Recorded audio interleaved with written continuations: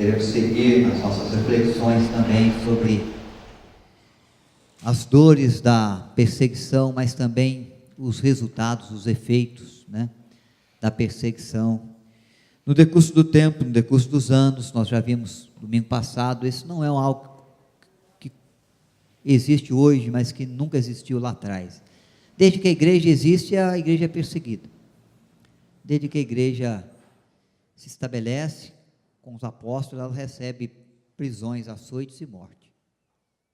E sempre foi um desafio, em algumas regiões, em alguns lugares. Onde o evangelho chega, normalmente ele enfrenta essas prisões, essas dores. Mas ele avança também. Então, nós vamos meditar sobre o apóstolo Paulo, o apóstolo de Deus aos gentios. Aquele a quem o Senhor chamou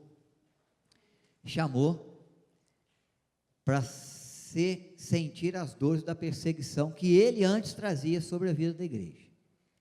Então a reflexão nossa tem esse tema, a saga de Paulo, de perseguidor a perseguido.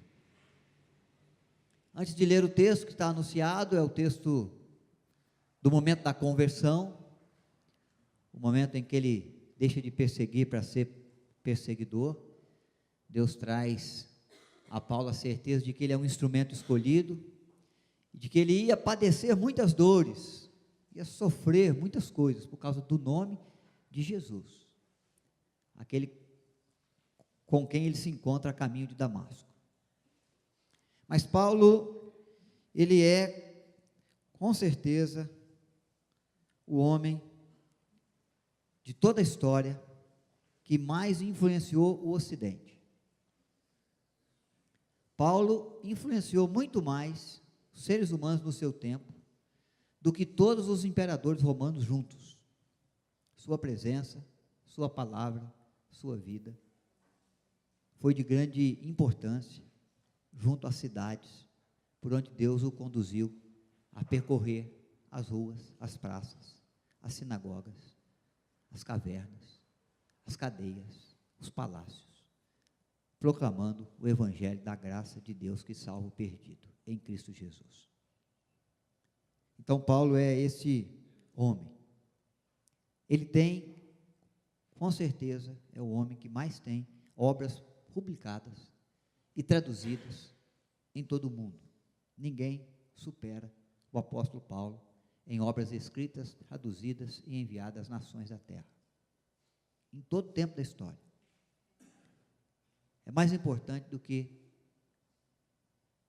os atenienses, os gregos, os filósofos gregos.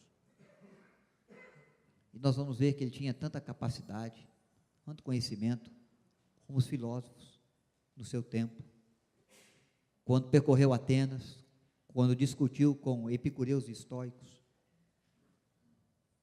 na terra de Platão, de Aristóteles, expressou grande sabedoria, grande conhecimento do mundo, da vida, das pessoas, das coisas e de Cristo e do Evangelho.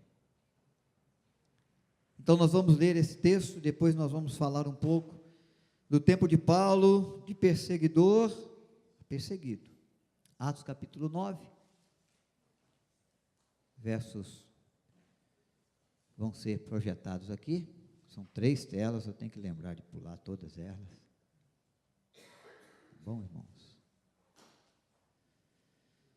vamos lá. Paulo já vai estar diante de Ananias, tá bom? Nós vamos ler aqui. Acho melhor eu ir lendo na tela para me poder ir mudando com vocês. Vamos ler juntos, irmãos? Roda esse texto. Vamos lá? Ora, havia em Damasco um discípulo chamado Ananias. Disse-lhe o Senhor numa visão: Ananias, ao que respondeu: Eis-me aqui, Senhor. Então o Senhor lhe ordenou: Dispõe-te, vai à rua que se chama Direita, e na casa de Judas procura por Saulo, apelidado de Tarso, pois ele está orando. E viu entrar um homem chamado Ananias, impondo-lhe as mãos para que recuperasse a vista. Ananias, porém, respondeu: Senhor, de muitos tenho ouvido a respeito desse homem, quantos males tem feito aos teus santos em Jerusalém. E para aqui trouxe autorização dos principais sacerdotes para prender a todos os que invocam o teu nome.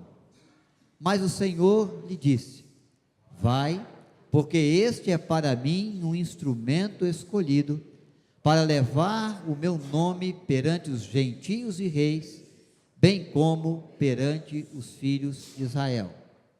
Pois eu lhe mostrarei quanto lhe importa sofrer pelo meu nome. Então Ananias foi e, entrando na casa, impôs sobre ele as mãos, dizendo: Saulo, irmão, o Senhor me enviou, a saber, o próprio Jesus que te apareceu no caminho por onde vinhas, para que recuperasses a vista e fiques cheio do Espírito Santo. Imediatamente lhe caíram dos olhos como que umas escamas e tornou a ver. A seguir, levantou-se e foi batizado. E depois de ter se alimentado, sentiu-se fortalecido. Então permaneceu em Damasco alguns dias com os discípulos. E logo pregava nas sinagogas a Jesus, afirmando que este é o Filho de Deus. Ora, todos os que ouviram estavam atônitos e diziam: não é este o que exterminava em Jerusalém os que invocavam o nome de Jesus?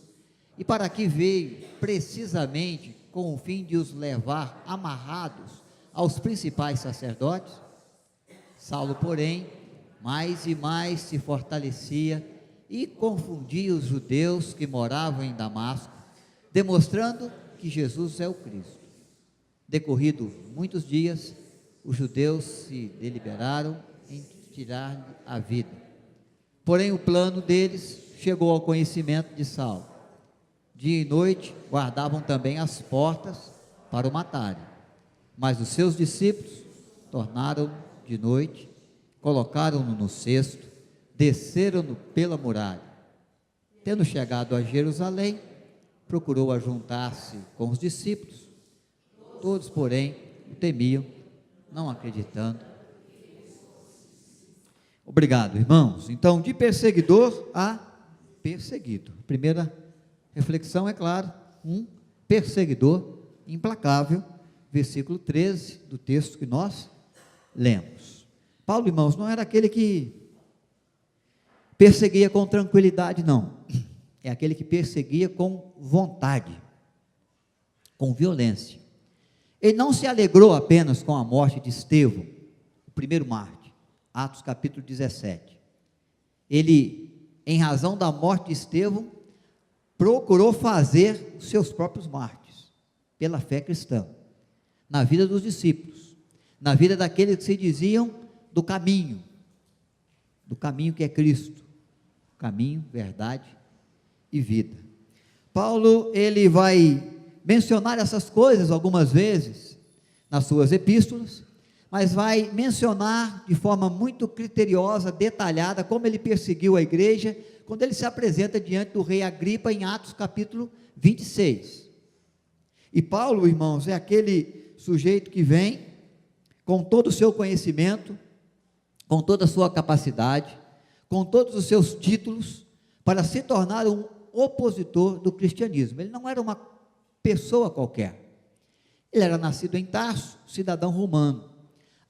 Quando ele virou adolescentezinho, ele foi para a cidade de Jerusalém. Gálatas capítulo 1, versículo 14, fala que ele vai para Jerusalém.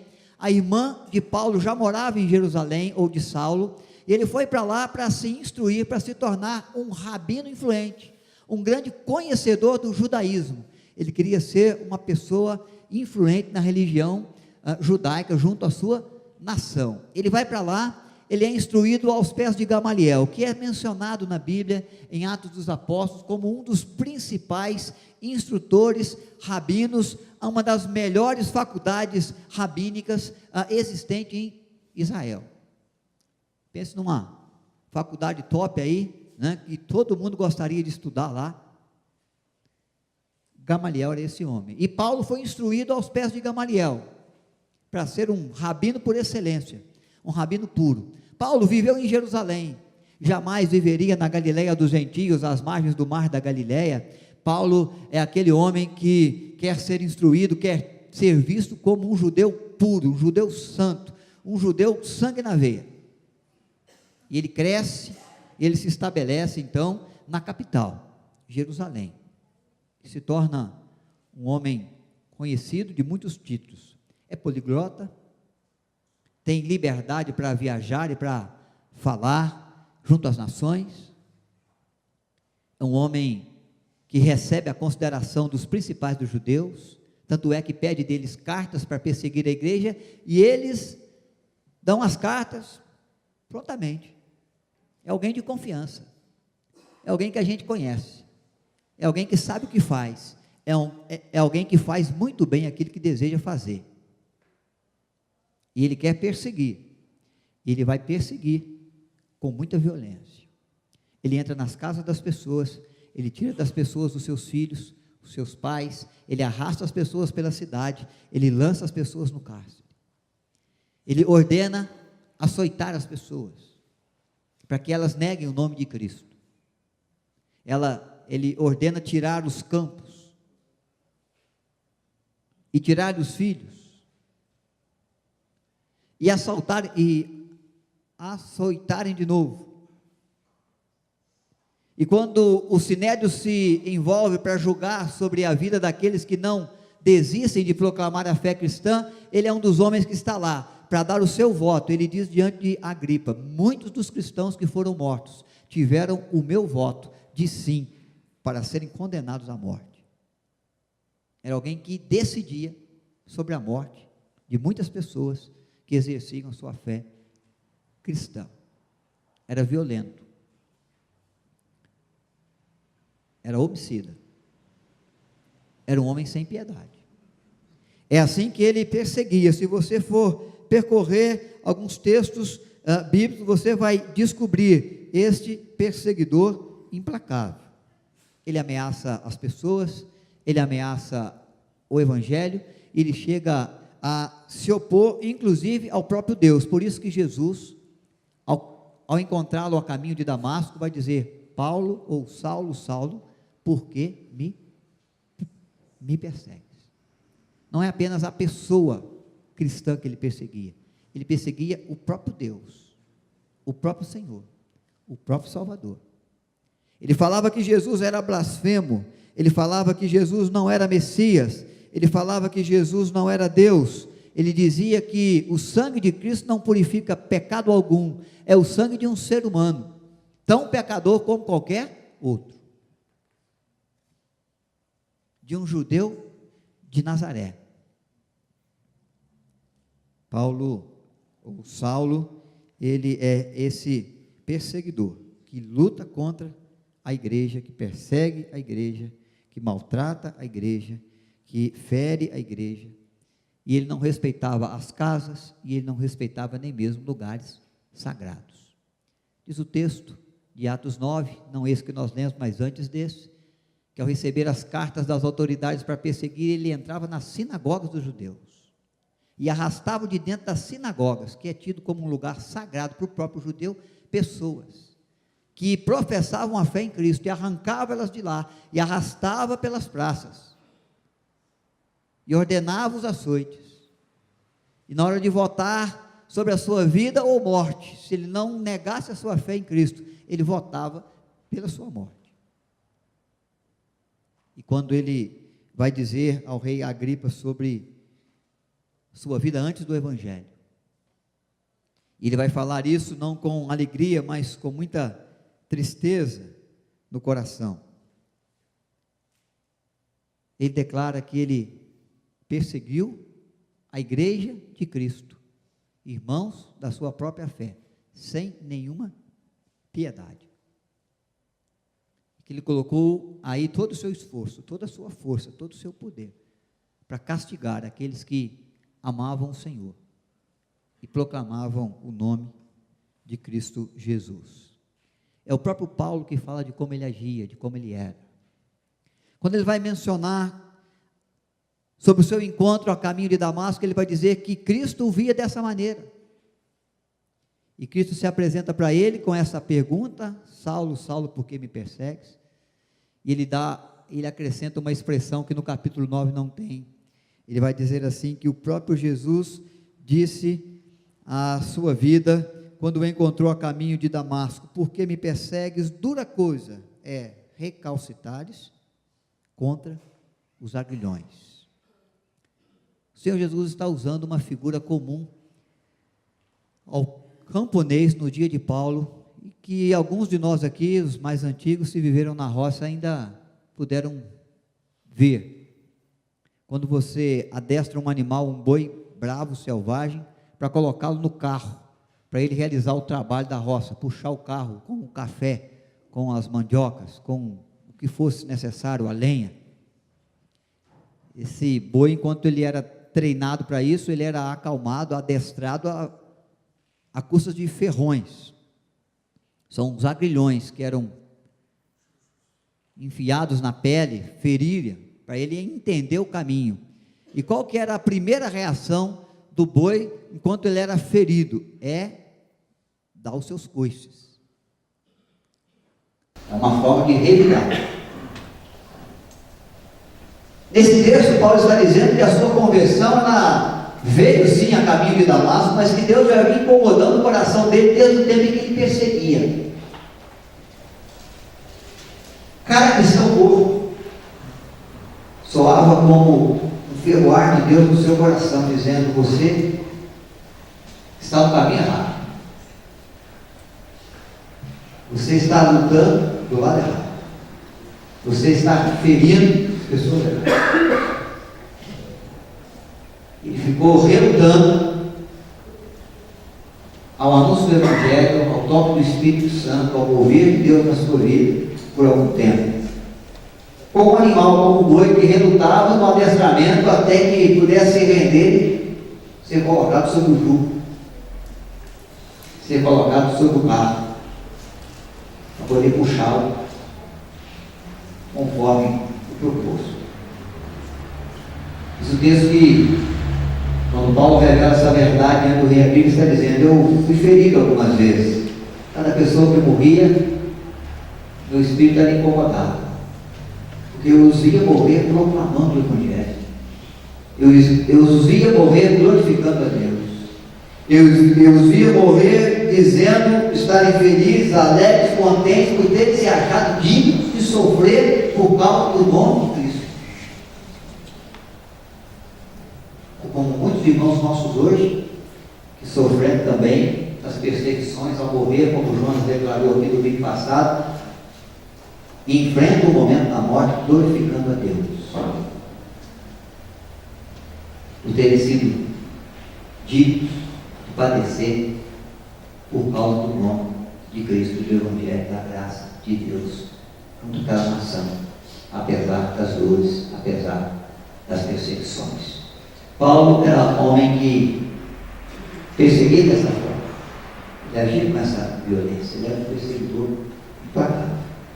Mas Deus o fez literalmente cair do cavalo no encontro com o Senhor a caminho de Damasco, porque ele precisava saber: tu és para mim um instrumento escolhido para levar o teu nome entre os gentios.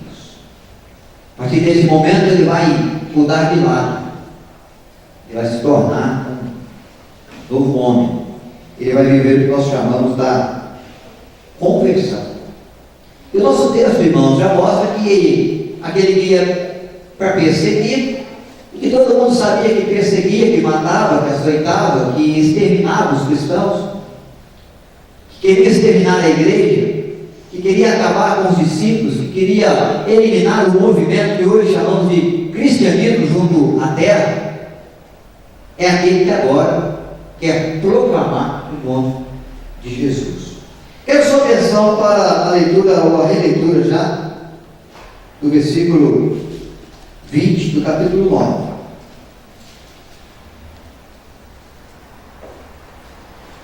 e logo pregava nas sinagogas a Jesus, afirmando que este é Filho de Deus.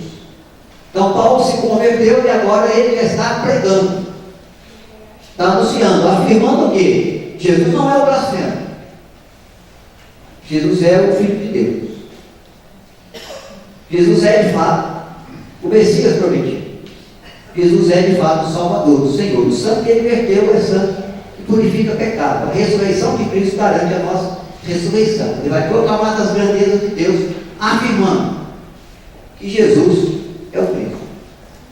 Ele tem essa convicção, então ele afirma. Vamos agora então para o verso 22.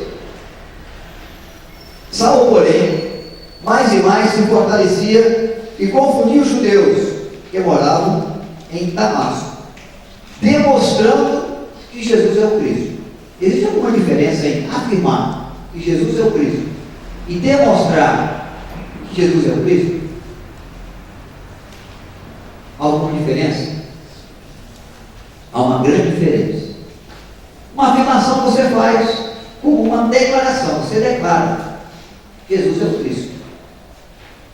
Quando chega no verso 22, ele faz mais do que apenas declarar, ele demonstra, ele defende uma tese. Ele está pronto e está em plena condição de argumentar com qualquer pessoa de que Jesus, de fato, é o Cristo. O que traz para nós o evidente crescimento de conhecimento, de fé, de testemunho que Paulo dá na mesma cidade de Damasco. Apesar de Atos não falar e não ser mencionado aqui, acredita que entre o versículo 2 e o versículo 22, irmãos, há uma distância de 3 anos. Isso não é declarado aí, mas é declarado pelo próprio apóstolo Paulo em Gálatas capítulo 1, verso 15 a 17. Paulo vai dizer que ele declara a sua fé em Damasco, ele é perseguido em Damasco, e ele vai ter que sair de Damasco. Porque eles começam a dizer: esse cara é perseguidor, ele veio aqui para perseguir, como é que ele está proclamando a verdade de Cristo? E ele não encontra ambiente para continuar proclamando, ele vai para um deserto na Arábia. E Paulo declara aos Gálatas, na sua carta, no primeiro capítulo, de que o tempo que ele passa nesse deserto é de 3 anos. E de que quem o instrui sobre as questões de fé, sobre Jesus, sobre o seu ministério, sobre a sua salvação, sobre o Messias, sobre o Senhor e Salvador que ele se tornou, é o próprio Cristo. Ele vai para o deserto, parece colocar num período de solidão, tendo a companhia exclusiva de Cristo, que por 3 anos lhe instrui sobre as questões da fé, do reino de Deus, da salvação.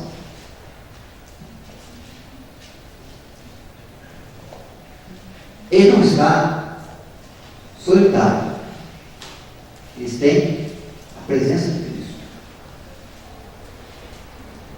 Semelhante aos discípulos, irmãos, que tiveram a companhia de Cristo por 3 anos, acompanharam o seu ministério, suas andanças, sua pregação, seus sinais e prodígios, e se tornaram bons discípulos de Cristo, que agora os representam.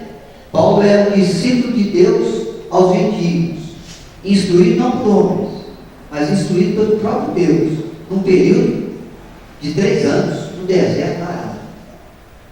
E quando ele recebe toda essa instrução, ele volta a Damasco, e agora ele não só proclama, ele não faz só um anúncio: Jesus é o Messias, ele defende a tese.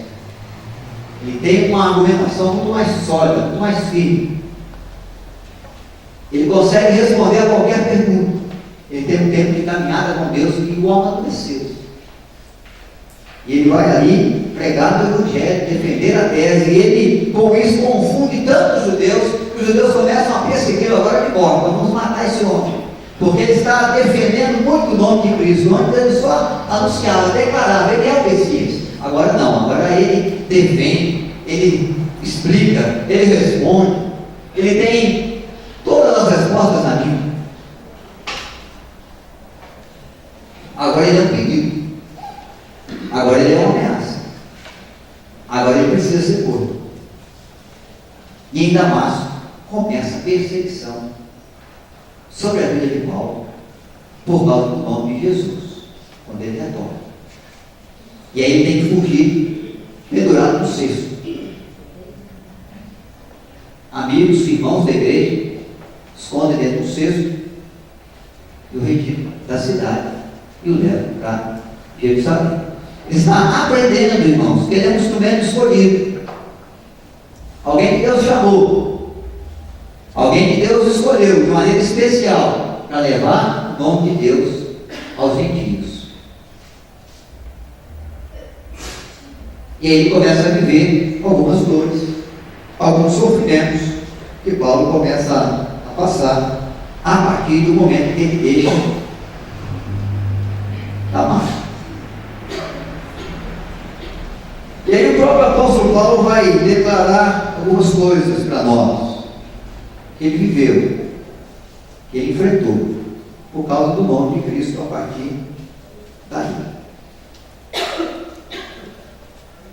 Nós vamos olhar para essas declarações abrindo as nossas Bíblias, a carta de Paulo mesmo, segunda carta de Paulo aos Coríntios, capítulo 11, versos 23 a 28. Vamos ver alguns sofrimentos que Paulo mesmo declara ter vivido, ter sofrido por causa do nome de Cristo, por causa do Evangelho.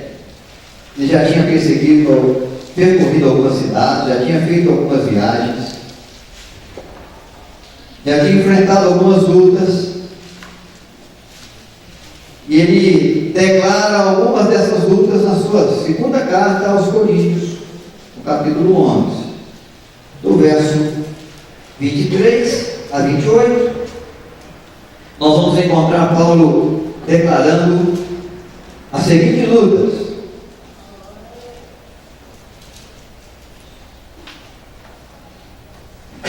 São ministros de Cristo? Paulo, fora de mim. Eu ainda mais em trabalhos, muito mais em prisões, muito mais em açoites, sem medida. Em perigos de morte, muitas vezes. 5 vezes recebi dos judeus uma quarentena de açoites, menos um. Fui 3 vezes fuzilado com varas, uma vez apedrejado. Em naufrágios, 3 vezes, embora a Bíblia mencione apenas um. Uma noite e um dia passei na coragem do mar. Em jornadas, muitas vezes, em perigos de rios, em perigos de salteadores, em perigos de patrícios, em perigos entre os gentios, em perigos na cidade, em perigos no deserto, em perigos no mar, em perigos entre os falsos irmãos, em trabalhos e fadigas, em vigílias muitas vezes, em fome e sede, em jejuns muitas vezes, em frio e nudez, além das coisas exteriores. Há o que pesa sobre mim diariamente, a preocupação com todas as igrejas. Irmãos, Paulo foi açoitado em Filipos, foi escorraçado em Tessalônica, foi chicoteado em Bereia, foi chamado de tagarela em Atenas, foi tido como impostor na própria cidade de Corinto, enfrentou tremendas lutas, tremendas aflições. Paulo foi perseguido em Damasco, foi rejeitado em Jerusalém, foi abandonado em Tarsis, foi apedrejado em Listra, enfrentou feras em Éfeso, foi preso em Jerusalém, foi enviado a Cesareia. Porque quando ele vai a Jerusalém, ele sabe da sua prisão. Só para os irmãos se lembrarem, quando ele vai ser preso, ele reúne com os presbíteros de Éfeso e Mileto, o povo de Mileto. Ele senta com aqueles irmãos e ele está indo para Jerusalém. Ele sabe que está sendo perseguido de morte, que tem um nome e é a pessoa que o Império Romano e que os judeus querem matar. É o mais procurado, é o mais temido, é aquele que tem a maior oferta por prisão. Ele vai a Jerusalém e ele sabe que o que resta a ele em Jerusalém é cadeias e prisões, e ele menciona isso aos presbíteros, e os presbíteros choram com ele, um abraço, e tendo impedido de ir, quando ele chega em Jerusalém, no barco, antes de sair, um irmão em Cristo chega, o agarra pela gota das vestes e fala: não vai, vamos voltar daqui, você vai ser preso. Ele diz: não, é para isso que eu vim. Com todas as ameaças, com tudo aquilo que ele já tinha passado, e ele sabe que haveria de acontecer, ele vai para Jerusalém e ele é preso. Ele é transferido para Cesareia. Ele fica em Cesareia 2 anos preso. De Cesareia, muda o governador da província judaica. Quando muda o governador da província judaica, os judeus chamam esse governador e falam: Paulo está preso por uma questão doméstica, é problema dos judeus, é problema com a gente. Você precisa tirá-lo de Cesareia e entregá-lo nas vossas mãos. Pela graça de Deus, Paulo é informado lá na prisão de que o governador está acertando com os principais dos judeus para entregá-lo. E se ele entrega, ele vai ser morto por apedrejamento. Ele agora não sabe. O governador já entendeu. Vai nos atender. Como Pilatos, que atendeu o povo, ordenou a crucificação de Cristo. Nesse momento, Paulo tira uma carta da manga. Ele manda dizer ao governador: diga ao governador, eu não sou só um judeu, eu sou cidadão romano. E é preciso que eu seja julgado em Roma. E ele se livra da morte imediata. Porque Deus já tinha dito a Paulo que ele podia ficar tranquilo com a prisão ali, porque era muito importante que ele fosse diante dos reis, diante do império, para defender a sua fé, para proclamar o nome do Evangelho de Cristo. Então Paulo é transferido para uma prisão domiciliar em Roma. O que acontece em Roma, irmãos, é algo extraordinário, né? É o imperador. É aquele que vai pôr fogo em Roma, é aquele que vai aguçar uma perseguição muito grandiosa contra os cristãos. Ele vai incendiar a Roma, ano 64, vai ver que dos 14 bairros, 10 foram eliminados no incêndio, os 4 ficaram são bairros de judeus e cristãos. Ele vê então o hábito extraordinário de colocar a culpa do incêndio dos cristãos. Nesse tempo, o cristão era muito paulado na cidade de Roma, nas praças de Roma. Usavam os cristãos para iluminar as ruas de Roma, matando, passando bicho, pendurando nos portos e catando fogo. Paulo estava um pouco antes disso, ele é levado a Roma. Mas a ordem para Paulo é o seguinte: prisão domiciliar, 3 cômodos de guarda, um de cada lado, um em cada braço, 3 cômodos por dia, 6 soldados por dia. Paulo vai ficar preso, pregando o Evangelho para a guarda pretoriana, todos os dias, cada dia um soldado diferente, ou cada dia 6 soldados diferentes. Sabe o que é a guarda pretoriana? É a guarda do palácio, é a guarda do imperador, é a guarda que vinha, cuidava de Paulo e depois ia servir no palácio do imperador. Paulo vai fazer uma declaração muito preciosa com respeito à guarda pretoriana. Ele vai dizer em Filipenses capítulo 4, versículo 22, vai fazer uma saudação aos irmãos. Ele vai fazer assim, deixa eu abrir.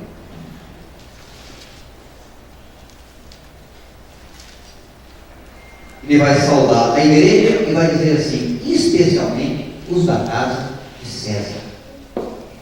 Quase toda a guarda pretoriana, irmão, se converteu ao Evangelho. Foi um serviço que o imperador fez botar os soldados lá com Paulo. 3 turnos de soldados, 6 soldados por dia, durante anos ouvindo o Evangelho através de Paulo. A guarda pretoriana tinha 16 mil soldados. Todos eles serviam diretamente no palácio do imperador. E quase todos aqueles que passaram pelos braços de Paulo, o pretendo, foram livres por causa do Evangelho que Paulo pregou causa da graça de Deus que os assistiu. Então Paulo está em cadeias, Paulo está em açoites, mas Paulo traz no seu coração, na sua alma, uma certeza muito grandiosa que ele é capaz de declarar. Em Filipenses, capítulo 1, versículo 12. Paulo vai dizer assim: tudo aquilo que me aconteceu, todos os açoites, todos os naufrágios, todas as prisões,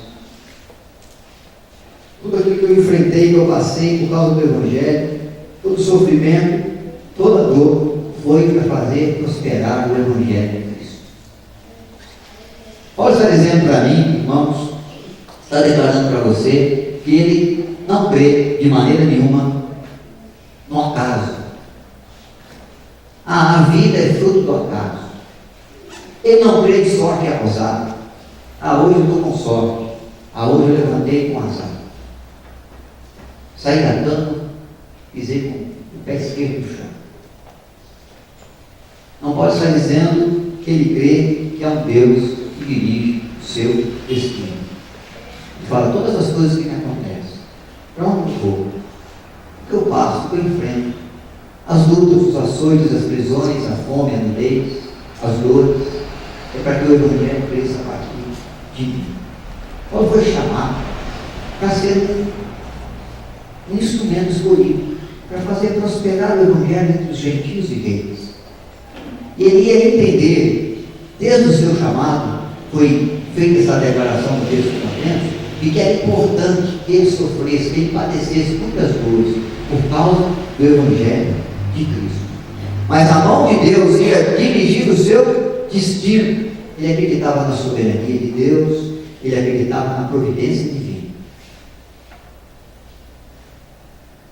Quando esses irmãos sofrem por causa do Evangelho, nós oramos, precisamos orar, e precisamos apoiar, auxiliar e socorrer naquilo que for possível, porque Paulo foi também auxiliado, foi socorrido muitas vezes, pela mão de Deus, pela graça de Deus, porque se fosse Deus levou até ele, para cuidar dele, para preservar a vida. Nós temos que entender, irmãos, de que há um Deus soberano, rei da história, com o propósito de fazer estender o seu reino, de levar com eficácia a sua palavra, a sua salvação. A proposta de Deus, a salvação de Deus aos homens, ela se estende, e às vezes ela passa pelo caminho do sofrimento da igreja. Sofrimento físico, sofrimento de prisões, de açoites, de morte. Nós recebemos aqui, no ano passado, em agosto, um prisioneiro. Foi preso lá no Senegal, que deu aqui o testemunho de como Deus fez, das lutas que ele passou, das dores, dos sofrimentos, mas também do quão grandiosa foi a obra de Deus naquela cela, naquela cadeia, naquela prisão. E quanto o Senhor ainda estava fazendo na vida de algumas pessoas naquela nação do Senegal, em razão daquele tempo de perseguição, de prisão, de dor, de sofrimento. Porque há soberania de Deus. Às vezes na nossa vida mesmo, nós padecemos algumas dores, nós passamos por algumas dificuldades, nós enfrentamos alguns tempos adversos, nós vamos que acreditar como Paulo. A mão de Deus nos dirige. A mão de Deus conduz o nosso destino. Há um propósito de Deus, e que seja, quem sabe, proclamado o Evangelho nas dificuldades, nos açoites, nas dores, nas lutas, nas decepções, nas perdas. Porque há um Deus que dirige, e há um propósito de Deus em dirigir todas as coisas, fazer com que cresça em nós a graça dele, e que cresça através de nós o seu reino. E Paulo está convicto desse propósito de Deus, e ele declara isso aos filipenses: olha, tudo que me aconteceu, e ele já dei a lista de tudo, ou de quase tudo. Ele mencionamos rapidamente aqui sobre as dores, os sofrimentos, mas ele tem a convicção que todas essas coisas, elas vêm para trazer à vida de Paulo e à vida da igreja a possibilidade de somar e contribuir e cooperar com o reino de Deus. Tudo que aconteceu é para fazer prosperar o Evangelho e o nome de Cristo Jesus. Há um momento em que Paulo declara aos Gálatas: traga o corpo às marcas de Cristo. Ele não está dizendo no sentido figurado.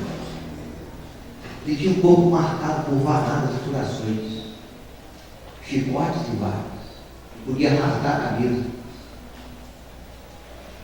Ele podia mostrar as pernas, as costas, os braços, os peitos, marcados, cicatrizes e açúcar. Literalmente, ele tem no corpo as marcas de Cristo. Porque foi por causa de Cristo, pelo nome de Cristo, por causa do Evangelho, para que prosperasse o Evangelho. E às vezes nós temos que nos perguntar o que nós temos feito para que prospere o Evangelho, prospere a vontade de Deus, para que o nome de Deus seja glorificado, para que o Evangelho seja pregado com eficácia. O que nós temos feito, o quanto nós temos sacrificado, o quanto nós temos nos doado, o quanto nós temos sido capazes de dar, de oferecer em favor do Evangelho no nosso país, na nossa casa, na nossa cidade, ao nosso vizinho. Porque nós não recebemos ações, e às vezes nós ficamos muito acomodados, porque a coisa está muito fácil para nós. Mas nós esquecemos aquilo que pesa sobre nós. Fazer discípulo. Fazer com que a vontade de Deus prospere através da nossa vida, na nossa vida. Proclamar o Evangelho com a nossa boca e com a nossa vida. Às vezes precisamos sacrificar um pouco mais do nosso tempo, nos doar um pouco mais do que Deus já nos deu, em favor do Evangelho do Reino de Deus, para que o nome de Deus seja glorificado na nossa vida. Paulo vai sair desta prisão domiciliar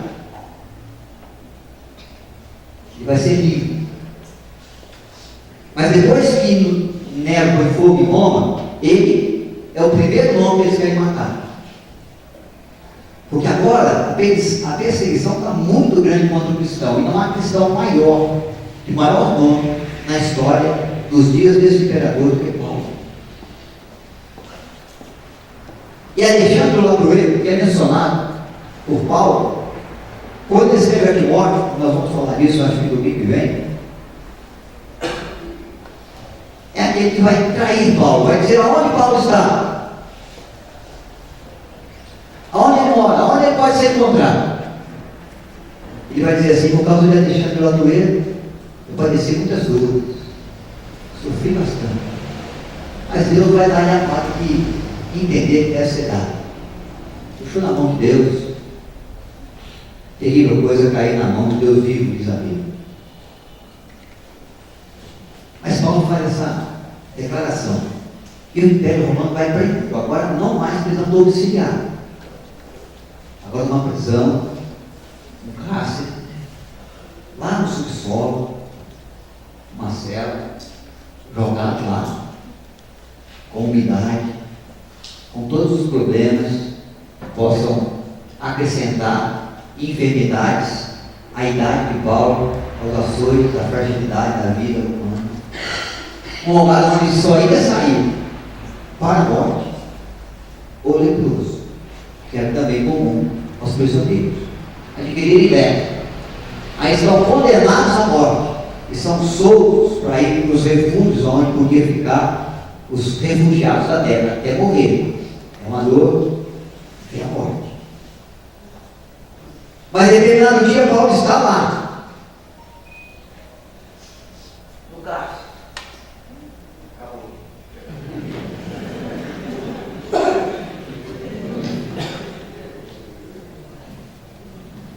Paulo está lá no cárcere. É que é hora de acabar, né? Hora de acabar. Paulo está no cárcere, ao velho soldado, com chaves nas mãos, lá, e grita: Paulo! E de repente, lá no fundo, ouve-se um prisioneiro dizendo: estou aqui. Ele traz na mão uma carta ordenando a sua morte. Ele abre a cela, ele caminha com Paulo nos corredores daquela prisão úmida. Paulo vai até a guilhotina romana. Aquele soldado, Simão Góes, vai dar a ele aquela oportunidade que se dá aos condenados à morte. Há uma palavra para ser dada. Quem sabe ele esperava ouvir de Paulo as lamúrias, os queixumes das dores, dos sofrimentos. Quem sabe ele imaginava e ouvir Paulo agora dizer: olha, eu fui fiel ao meu Deus, mas ele me abandonou aqui até a morte. Mas Paulo vai dizer: eu tenho um sinal para dizer. Ele ergue os olhos aos céus. Ele faz essa declaração que pode na sua segunda carta, são as últimas palavras de Paulo. Ele vai dizer: a ele, ao Senhor, toda honra e toda glória. Irmãos, ele baixa a cabeça do cepo. A guilhotina romana quebra pescoço, cabeça tomada por furo. Ele cai na terra como Marte. Ele ergue no céu como filho de Deus. Como um discípulo amado e querido. Como aquele que pode ouvir: servo bom e fiel, pois fiel um pouco, sobre o muito, colocarei dentro do gozo do teu Senhor. De perseguidor a perseguido, mas fez com que a sua vida e a sua morte servisse para glorificar o nome de Deus, estender o reino de Deus, e estende a vida de Paulo, a obra de Paulo, fala até hoje. E ele tem sido usado pela palavra de Deus para fazer prosperar o reino de Deus na nossa história, na nossa vida. O homem que Deus levantou para aprender, para ensinar. Que às vezes é importante sofrer por causa do nome de Cristo, por causa do Evangelho. No mundo, irmãos, onde ninguém quer sofrer, ninguém quer doar, só quer ganhar, essa vai se tornando cada vez mais uma missão preciosa. Mas sabe o que Paulo mais disse para mim e para você? Ele disse aquela última frase ali: sede meus imitadores, como eu sou de Cristo. Foi isso que Cristo fez. Ele nos amou até a morte.